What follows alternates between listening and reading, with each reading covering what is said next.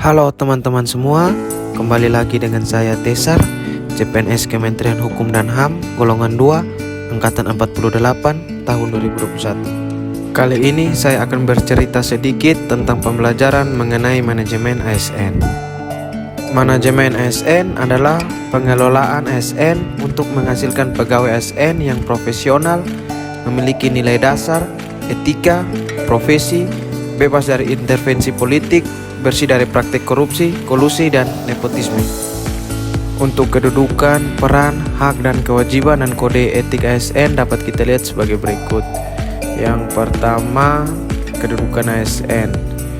Pegawai ASN berkedudukan sebagai unsur aparatur negara yang menjalankan kebijakan yang ditetapkan oleh pimpinan instansi pemerintah, serta harus bebas dari pengaruh dan intervensi semua golongan dan partai politik.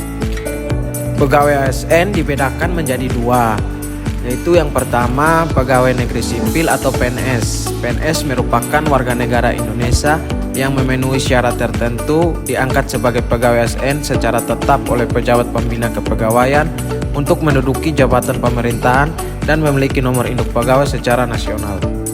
Kedua, pegawai pemerintah dengan perjanjian kerja atau P3K. P3K adalah warga negara Indonesia yang memenuhi syarat tertentu yang diangkat berdasarkan perjanjian kerja untuk jangka waktu tertentu dalam rangka melaksanakan tugas pemerintahan. Peran aparatur sipil negara adalah sebagai perencana, pelaksana, dan pengawas penyelenggaraan tugas umum pemerintahan dan pembangunan nasional melalui pelaksanaan kebijakan dan pelayanan publik yang profesional, bebas dari intervensi politik, serta bersih dari praktek korupsi, kolusi, dan nepotisme. Selanjutnya, untuk tugas aparatur sipil negara dibagi menjadi beberapa bagian. Yang pertama, melaksanakan kebijakan yang dibuat oleh pejabat pembina kepegawaian sesuai dengan ketentuan peraturan perundang-undangan. Kedua, memberikan pelayanan publik yang profesional dan berkualitas. Ketiga, mempererat persatuan dan kesatuan negara Kesatuan Republik Indonesia.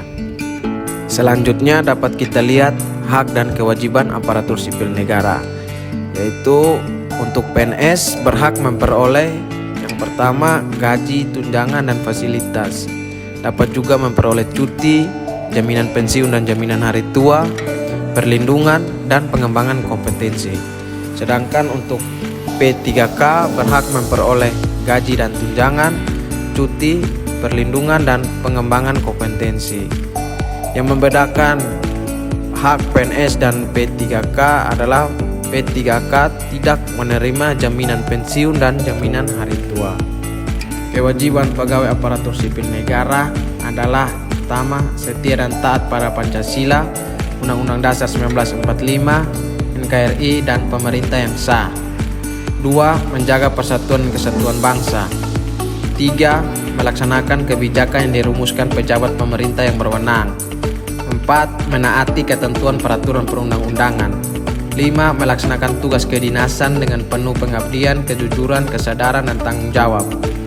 6. Menunjukkan integritas dan keteladanan dalam sikap, perilaku, ucapan, dan tindakan kepada setiap orang, baik di dalam maupun di luar kedinasan. 7. Menyimpan rahasia jabatan dan hanya dapat mengemukakan rahasia jabatan sesuai dengan ketentuan peraturan perundang-undangan. 8. Bersedia ditempatkan di seluruh wilayah negara Kesatuan Republik Indonesia. Selanjutnya kita masuk pada kode etik aparatur sipil negara. Kode etik dan kode perilaku bertujuan untuk menjaga martabat dan kehormatan ASN. Fungsi kode etik dan kode perilaku ini sangat penting dalam birokrasi dalam menyelenggarakan pemerintahan, yaitu yang pertama, sebagai pedoman, panduan birokrasi publik atau aparatur sipil negara dalam menjalankan tugas dan kewenangan agar tindakannya dinilai baik.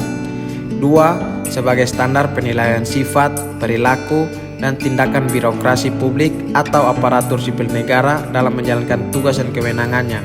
Dan yang terakhir, yang ketiga, etika birokrasi penting sebagai panduan norma bagi aparat birokrasi dalam menjalankan tugas pelayanan pada masyarakat dan menempatkan kepentingan publik di atas kepentingan pribadi, kelompok, dan organisasinya. Selanjutnya kita masuk pada sistem merit. Apa itu sistem merit dan apa urgensi penerapannya dalam manajemen ASN? Mari kita lihat. Sistem merit adalah konsepsi dalam manajemen SDM yang menggambarkan diterapkannya objektivitas dalam keseluruhan semua proses dalam pengelolaan ASN, yakni pada pertimbangan kemampuan dan prestasi individu untuk melaksanakan pekerjaannya yang dilihat dari kompetensi dan kinerja. Sistem merit bagi organisasi adalah mendukung keberadaan prinsip akuntabilitas yang saat ini menjadi tuntutan dalam sektor publik. Sedangkan sistem merit untuk ASN yaitu menjamin keadilan dan juga menyediakan ruang keterbukaan dalam perjalanan karir seorang pegawai. Kesimpulan yang dapat kita ambil dari pembelajaran di atas adalah manajemen ASN lebih menekankan kepada pengaturan profesi pegawai sehingga diharapkan agar selalu tersedia sumber daya aparatur sipil negara yang unggul selaras dengan perkembangan zaman. Demikian pembelajaran kali ini, semoga bermanfaat untuk kita semua. Terima kasih dan salam pembelajaran.